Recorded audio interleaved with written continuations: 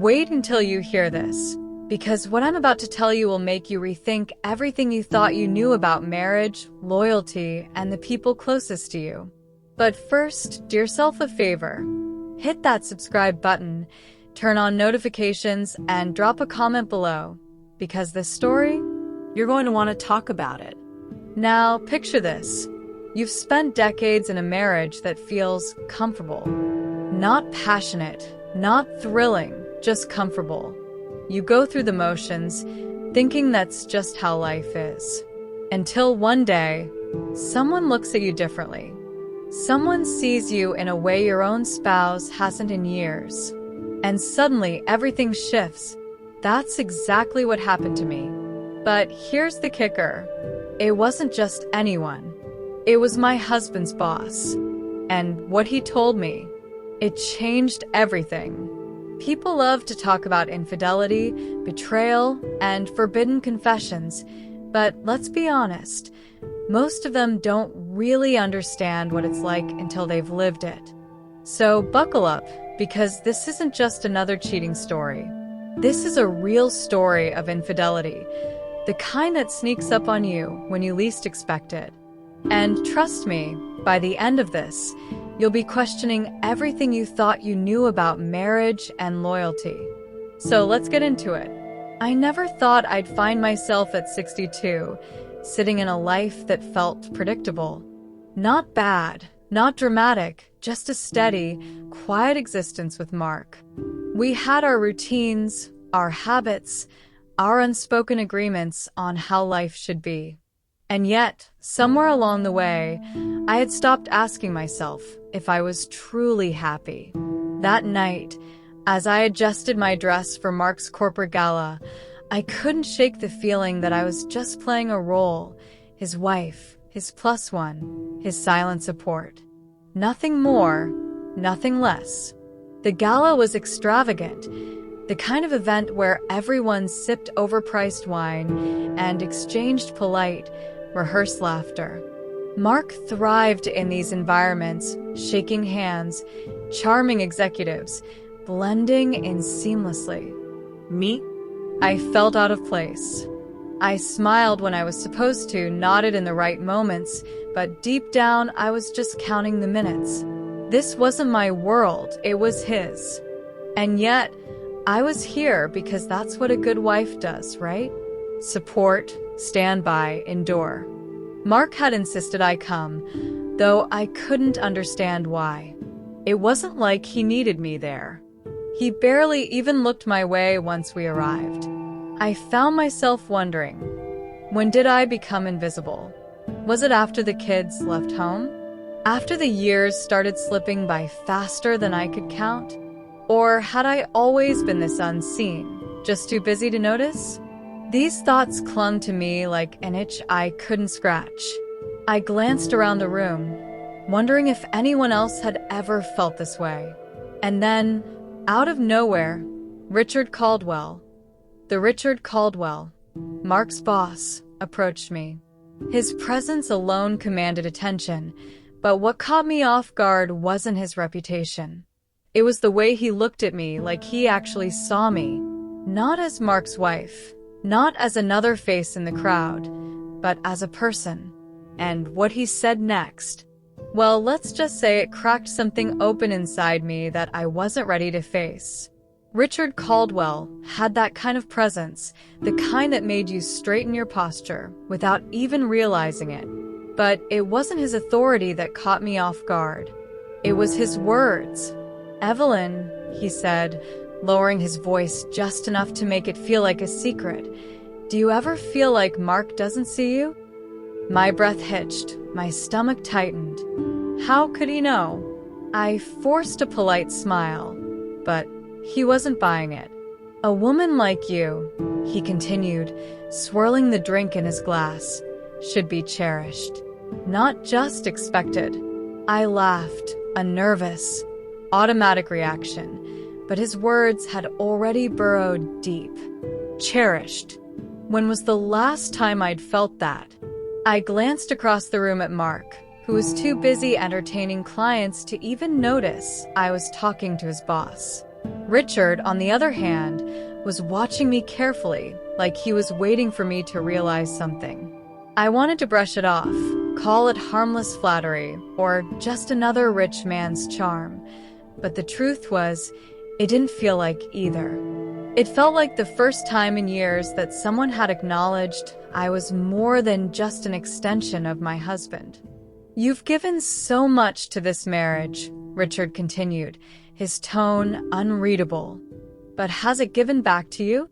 That question rattled me. It wasn't accusatory, wasn't judgmental, just curious.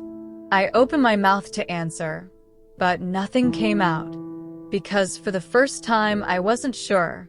I had spent decades supporting Mark, standing beside him at these functions, making sure his world ran smoothly. But in return, what had I received? Security? Stability? A predictable, quiet life? Was that enough? I felt something shift inside me, something I wasn't ready to name yet. Richard didn't press for an answer. He simply smiled, sipped his drink, and let the silence do the work.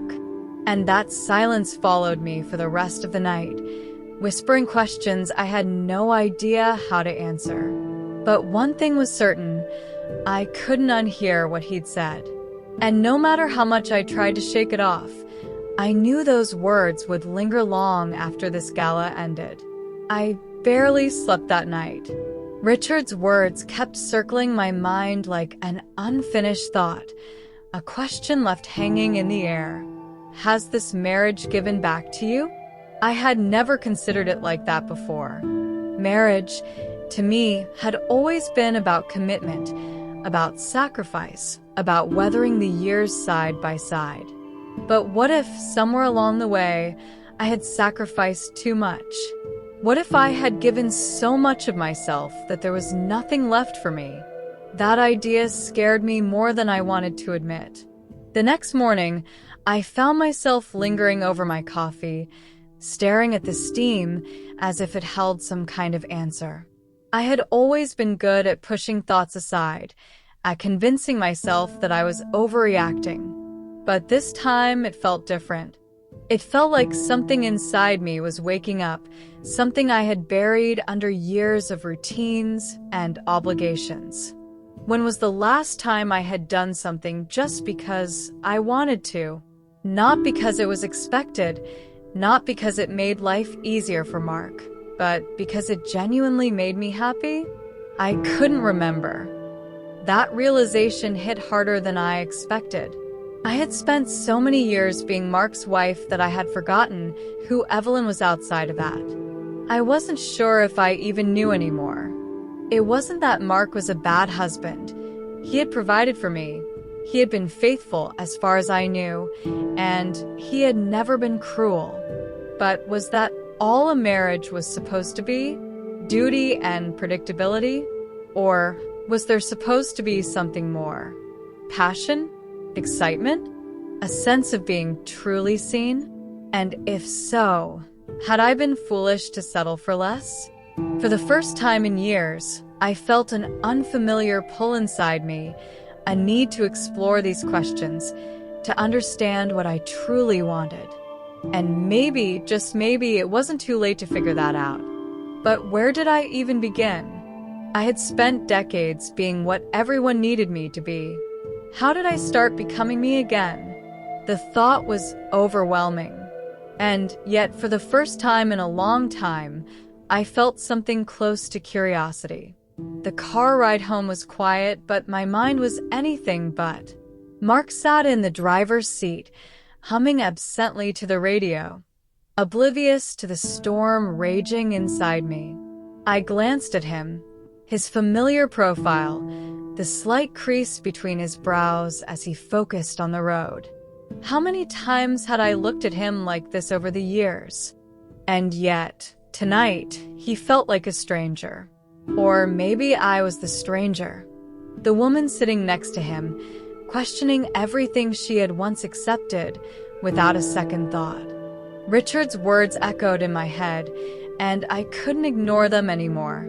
You've given so much to this marriage, but has it given back to you? I wanted to believe the answer was yes, that our years together meant something, that the life we built was enough.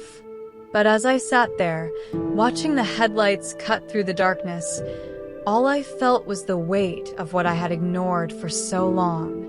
I had built a life that revolved around Mark, his career, his needs, his world. And in the process, I had faded into the background, a supporting character in my own story. I shifted in my seat, stealing another glance at him. He hadn't noticed my silence, hadn't noticed the way my hands gripped my lap just a little too tightly. He didn't ask if I was okay. And maybe that was the problem. How many nights like this had we shared? How many times had we sat together, physically close but emotionally miles apart? I used to tell myself this was normal, that this was just what long marriages looked like. But was it? Or had I just convinced myself that love was supposed to feel like this, comfortable, predictable, distant? As we pulled into the driveway, Mark sighed, already reaching for his briefcase in the back seat. "Long night," he muttered, stretching his shoulders. I nodded, forcing a smile, even as my heart pounded. "Long night," I repeated in my head. And for the first time, I wondered if it was only the beginning. The invitation was innocent enough, just coffee, just a conversation. But as I sat across from Richard in the quiet corner of a cafe, I knew this was more than that. This was a moment of reckoning. His gaze was steady, the kind of look that made you feel seen in a way you hadn't been in years. "You deserve to be happy, Evelyn," he said, his voice low but firm. I let out a breath. I didn't realize I was holding. Happy. Such a simple word, yet it felt so far out of reach. I stirred my coffee absently, watching the swirl of cream disappear into the dark liquid. "I don't even know what that looks like anymore," I admitted, my voice quieter than I intended. It felt strange, saying it out loud, acknowledging that somewhere along the way, I had stopped considering my own happiness. Richard didn't rush to respond. He just let the silence stretch between us, giving me space to sit with my own truth. And in that silence, something shifted. A realization. I had spent decades prioritizing everything but myself. Mark's career, our home, our routine. But what about me? Richard leaned forward slightly. "You don't have to have all the answers right now, but you have to start asking the right questions." That struck a nerve. For years, I had ignored the questions. I had swallowed the doubts, buried the longing for more. And now, here I was, faced with them in the form of an unexpected conversation over coffee. Had I been so focused on being a good wife that I had forgotten how to be a whole person? The thought sent a chill down my spine. I wrapped my hands around my cup, seeking warmth, seeking clarity. Maybe this wasn't about Richard. Maybe it wasn't even about Mark. Maybe this was about me, about waking up to the truth I had been avoiding. And once you wake up, you can't go back to sleep. The real question was, what was I going to do now? That night, I didn't wait for the perfect moment. There was no perfect moment, just me, standing in the living room, watching Mark sort through his paperwork like it was any other evening. "We need to talk," I said, and even I was surprised at how steady my voice sounded. He barely looked up, mumbling something about being tired. But I wasn't going to let him brush this off. Not this time. "Mark," I pressed, and finally he met my gaze. "I don't think I can keep living like this." His brow furrowed. Living like what? The frustration in his voice was obvious, and maybe a few years ago, I would have backed down, told myself I was overreacting. But not tonight. Not after everything I had realized. "Like I don't exist," I said simply. The words hung between us, heavy, undeniable. For a moment, he just stared at me, like I'd spoken a language he didn't understand. And maybe, in a way, I had. Maybe he had never even considered that I felt this way, that I had been disappearing in front of him for years. "I don't know where this is coming from," he said, rubbing his temples. "Things have been the same for a long time, Evelyn." And that was exactly the problem. Things had been the same. The same routines, the same conversations, if you could even call them that. The same unspoken expectations that I would always be there, always accept things as they were. But I wasn't that woman anymore. "I need to start living for myself," I told him. "I don't know what that looks like yet, but I know it's not this." Silence stretched between us, thicker than it had ever been. He opened his mouth, then closed it, like he wanted to argue but didn't know what to say. And I realized something. I wasn't looking for his permission. I wasn't asking for his approval. This was my life, my decision. For the first time in years, I felt awake. And there was no going back to sleep. So now, I have to ask you, how many years of your life have you spent feeling unseen? How long have you put yourself last, convincing yourself that this is just how things are supposed to be? Because let me tell you something, they're not. If there's one thing I've learned, it's that settling for less than you deserve is the fastest way to disappear. And here's the real kicker. Most people will never wake up. They'll stay in the same routine, the same loveless relationships, convincing themselves that change is too risky. But you're here. You're thinking. You're questioning. And that means you still have a choice. So I'll leave you with this. What if today was the day you stopped waiting for permission and finally put yourself first? Let's talk about it in the comments. Have you ever felt like you were just fading into the background in your own life? Have you ever questioned whether your relationship is really what you need? I want to hear your thoughts. And before you go, make sure you subscribe to the channel, hit that notification bell, like this video, and share it with someone who needs to hear this. Because trust me, there are more people stuck in this story than you think.